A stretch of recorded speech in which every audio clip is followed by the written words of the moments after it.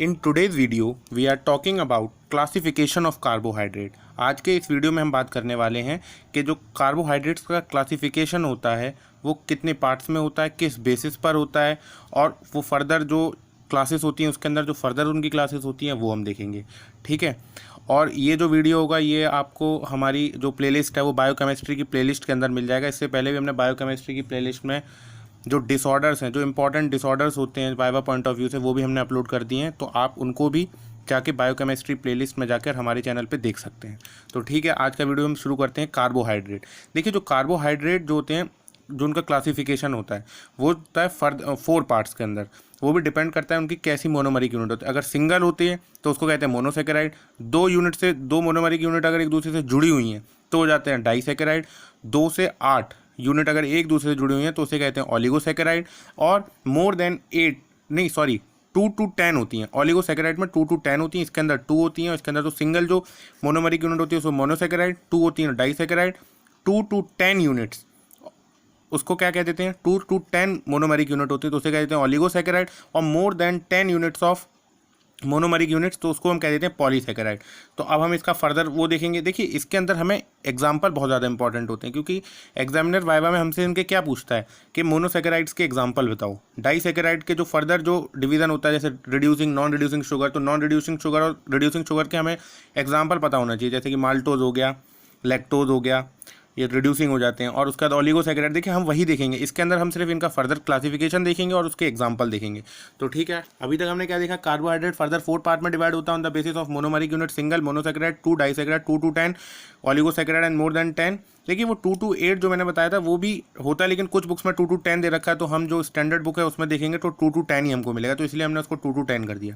तो 2 to 10 हो जाएगा ऑलिगोसेकेराइड और मोर देन 10 हो जाएगा पॉलीसेकेराइड। तो जो मोनोसेकेराइड होता है फर्दर 2 क्लासेस में डिवाइड होता है। एक के अंदर क्लास होती है कौन सी, एल्डोज, और एक होती है कीटोज। देखिए, एल्डोज कीटोज तो सबको पता होता है, लेकिन जो इसके एग्जांपल होते हैं वो हमें जानने हैं, तो हम इसके एग्जांपल आपको बता देते हैं। जो एल्डोज का एग्जांपल है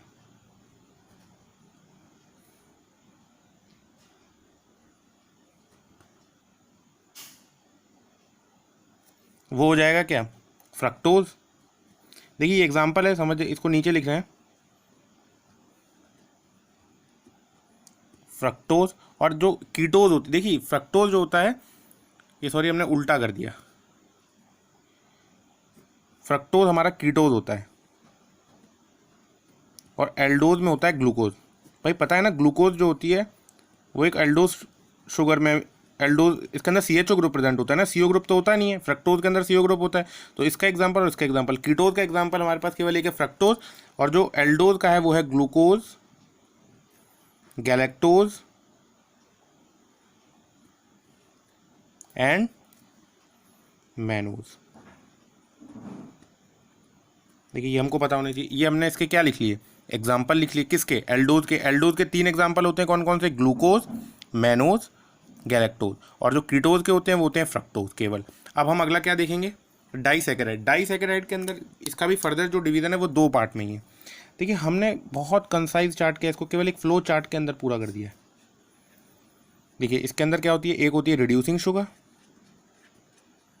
एक होती है नॉन रिड्यूसिंग। देखिए, रिड्यूसिंग नॉन रिड्यूसिंग आप लोगों को पता ही होगा, ये तो पहले से भी पढ़ के आते हैं।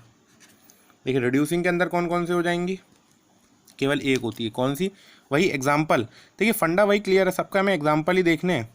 जो हमने ये भी एग्जाम्पल देखा किसका, कीटोज का, वो फ्रक्टोज, और एल्डोज का क्या हो जाएगा, ग्लूकोज, गैलेक्टोज, मैनोज। तो रिड्यूसिंग शुगर का क्या एग्जाम्पल हो जाएगा, सुक्रोज।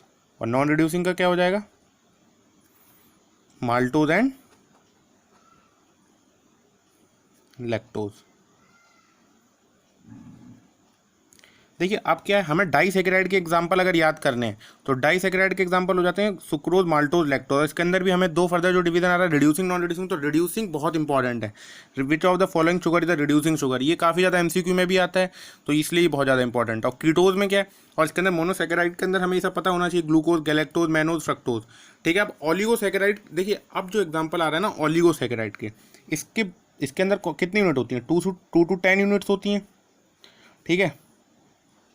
तो इसका एग्जाम्पल क्या है, ये इसका कोई फर्दर डिवीज़न नहीं होता, इसके सिर्फ एग्जाम्पल देख लीजिए। इसका एग्जाम्पल क्या होता है, रेफिनोज, एरिथ्रोज भी होता है, रेफिनोज होता है, लेकिन अभी हम सिर्फ इसके अंदर रेफिनोज लिख रहे हैं, ठीक है। अब पॉलीसैकेराइड फर्दर 2 पार्ट में डिवाइड होता है, सबसे इंपॉर्टेंट पॉलीसैकेराइड ही है। देखिए ऐसा नहीं कह रहे हैं ये इंपॉर्टेंट नहीं, ये दोनों भी इंपॉर्टेंट, लेकिन जो पॉलीसैकेराइड होता है ना, इसका आगे भी बहुत ज़्यादा इंपॉर्टेंट है, ये इन सब में सबसे ज़्यादा इंपॉर्टेंट है। इसके अंदर फर्दर 2 डिवीज़न होते हैं। पहला होमो पॉलीसैकेराइड, देखिए इसके अंदर केवल हम होमो और हेट्रो लिख रहे हैं। होमो पॉलीसैकेराइड, पी डॉट मतलब पॉलीसैकेराइड, और हेट्रो पॉलीसैकेराइड। अब देखिए होमो पॉलीसैकेराइड, देखिए होमो पॉलीसैकेराइड मतलब सिंगल, जो ये इनकी जो मोनोमरिक यूनिट होती है वो सिंगल होती है। जैसे स्टार्च हो गया, ग्लाइकोजन हो गया, सेलुलोज हो गया। अब जो स्टार्च होता है वो किससे बनता है, उसकी यूनिट होती है अल्फा डी ग्लूकोज। तो अल्फा डी ग्लूकोज जो होते हैं उसी की बार बार जो यूनिट्स होती हैं एक दूसरे से जुड़ती चली जाती हैं, ठीक है, तो उससे बन जाता है स्टार्च। जैसे उसके अंदर जो लिंकेज, देखिए स्टार्च का भी जो स्ट्रक्चर होता है वो बहुत इंपॉर्टेंट है, अमाइलोज और अमाइलोपेक्टिन से बनके मिलता है स्टार्च। तो जो अमाइलोज होता है उसके अंदर कौन कौन सा, देखिए उसके अंदर लिंकेज प्रेजेंट होते हैं ना, alpha 1,4 glycosidic linkage, alpha 1,6 glycosidic linkage. तो उसके अंदर अल्फा जो होती हैं जो मोनोमरिक यूनिट्स वो सेम मोनोमरिक यूनिट होती हैं। और जैसे हेट्रोपॉलीसैकेराइड के एग्जांपल में आता है आपका म्यूकोपॉलीसैकेराइड। म्यूकोपॉलीसैकेराइड के अंदर जैसे आपने देखा होगा उसके भी जैसे ग्लाइकोसामिनोग्लाइकेन्स जो होते हैं, जैसे उनके एग्जांपल है हाइलुरोनिक एसिड, उनके अंदर जो होते हैं वो भी होते पॉलीसैकेराइड हैं, लेकिन वो हेट्रो क्यों कहते हैं, हेट्रोपॉलीसैकेराइड इसलिए कहते हैं जो उनकी दोनों यूनिट्स होती हैं वो डिफरेंट यूनिट से बनके मिले होते हैं, ठीक है। तो अभी वो हम देखेंगे, इतना डिटेल नहीं जाते हैं, अभी केवल हम इसके अंदर एग्जाम्पल देखते हैं, ठीक है। उसके बाद हम एक और वीडियो अपलोड कर देंगे क्योंकि म्यूकोपॉलीसैकेराइड बहुत इंपॉर्टेंट होता है, ठीक है। तो सबसे पहले हम देखते हैं इनके एग्जाम्पल। होमोपॉलीसैकेराइड के हमें एग्जाम्पल पता होने चाहिए, कौन कौन से हो गए, स्टार्च, ग्लाइकोजन, सेलुलोज, बाकी बहुत सारे हैं, एटसेट्रा कर देते हैं, इतने ही हमको अभी जानने हैं इधर। एग्जाम्पल हेट्रोपॉलीसैकेराइड का क्या हो जाता है, म्यूकोपॉलीसैकेराइड, यही बहुत इंपॉर्टेंट है, यही सबसे पैट क्वेश्चन होता है। तो अगले वीडियो में हम जो है कोशिश करेंगे जो, क्योंकि ये बहुत ज़्यादा इंपॉर्टेंट होता है म्यूकोपॉलीसैकेराइड, ठीक है, क्योंकि यही पूछा जाता है। इसके अंदर भी जो ग्लाइकोसामिनोग्लाइकेन्स एक नाम का टॉपिक होता है वो बहुत ज़्यादा इंपॉर्टेंट होता है, वही ज़्यादातर हमसे पूछा जाता है, ठीक है। तो अभी हमें क्या देखना है, एक क्विक रिवीजन करते हैं जल्दी से जल्दी। हमने क्या देखा, कार्बोहाइड्रेट के अंदर हमने कार्बोहाइड्रेट का क्या देखा, classification, monosaccharide, disaccharide, oligosaccharide, polysaccharide. Monosaccharide further 2 part में डिवाइड होता है, एल्डोज एंड कीटोज। एल्डोज में हो जाता है ग्लूकोज, गैलेक्टोज, मैनोज। कीटोज के अंदर हो जाता है फ्रक्टोज। रिड्यूसिंग, नॉन रिड्यूसिंग देखा तो रिड्यूसिंग के अंदर आ गया सुक्रोज, नॉन रिड्यूसिंग के अंदर आ गया माल्टोज, लैक्टोज।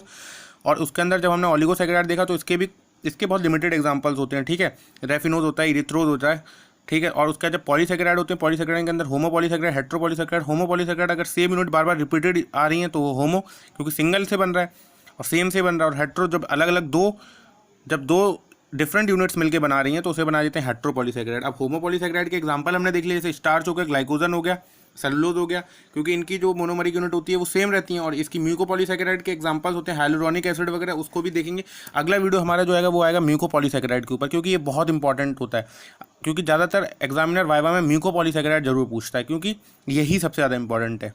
तो अगर आपको ये वीडियो अच्छा लगे, लाइक, सब्सक्राइब एंड शेयर जरूर करें अपने दोस्तों के साथ। Thank you.